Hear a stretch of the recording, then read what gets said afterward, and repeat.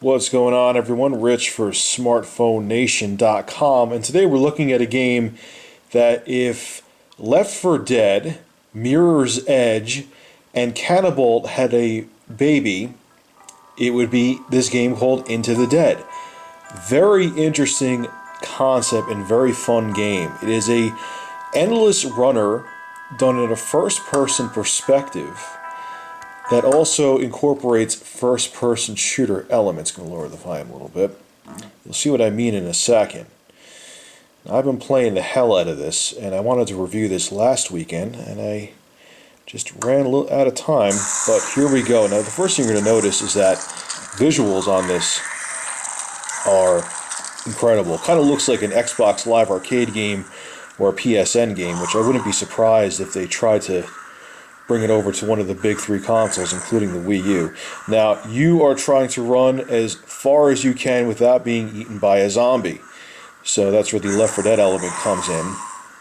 So you tap the left and right sides of the screen to maneuver your character. Now here I'm going to get a weapon. Hopefully I don't get eaten by a zombie. Now the center of the screen, or towards the center of the screen, allows you to fire your weapon.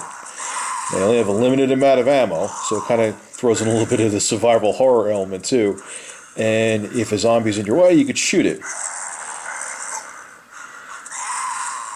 And you see these crates, they have green lights on them, or flares, I should say.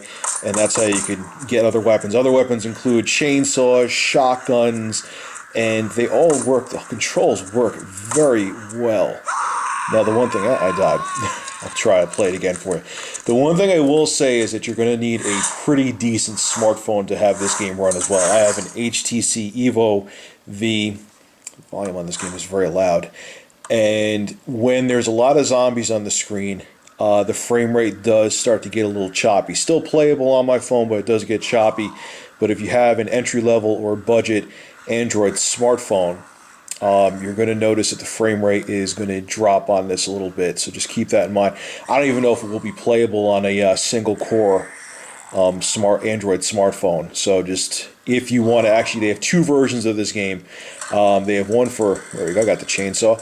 They have one for $1.99, which removes ads, and they have one for free, which has ads. Now, both versions, if you want, they still try to get you to buy things like more coins. You could buy extra power-ups, more crates, things like that.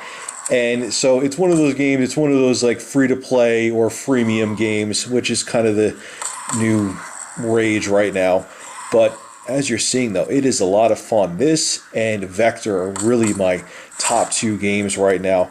Great graphics, really fun to play. It's an easy pick-me-up-and-play kind of game. If you just have 2 minutes to downtime at work, you could just pick up Into the Dead and get into it. Lots of fun, looks great, easy to play, great controls. I highly recommend it, and you're going to die a lot. Once again, this is Rich for Smartphone Nation, and this was Into the Dead. I strongly recommend it. Download it from the Google Play Store right now. Have a good one.